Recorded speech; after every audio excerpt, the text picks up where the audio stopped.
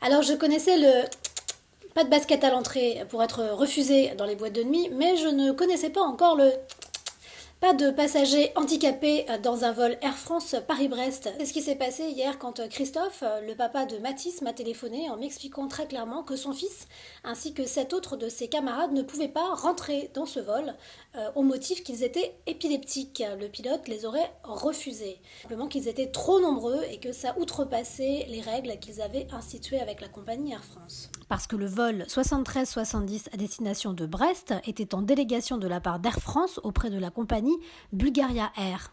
Alors Épilepsie France a décidé de se saisir de cette affaire pour faire en sorte que des situations comme celle que je viens de décrire ne se produisent pas, n'arrivent pas. Surtout quand on a volonté de créer une société inclusive, ça commence aussi par rendre les transports accessibles. Ce qui s'est passé hier à l'aéroport d'Orly à l'encontre de ces 8 jeunes, et c'est évidemment une situation de discrimination qu'on peut qualifier comme telle.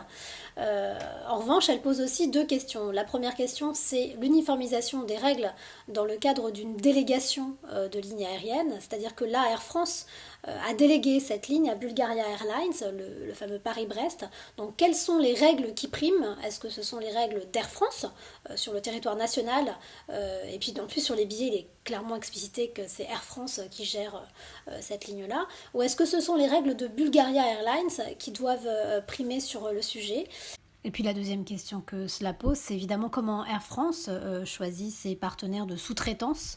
Est-ce qu'il les choisit sur des critères qui respectent complètement leur politique à eux, puisque aucun avion Air France n'a a priori de quota de personnes à spécificité, comme a été invoqué auprès des parents. Donc vraiment la question est la suivante, comment Air France choisit ses partenaires de sous-traitance et comment il gère justement le déploiement de sa politique d'inclusion auprès de ses sous-traitants. Les enfants ont pu prendre un vol à 20h45 et sont arrivés au centre à 23h. Et vous savez comme c'est important d'avoir du sommeil quand on est une personne souffrant d'épilepsie, qu'on soit adulte ou enfant. Donc là, autant vous dire que leur soirée a été sacrément morcelée.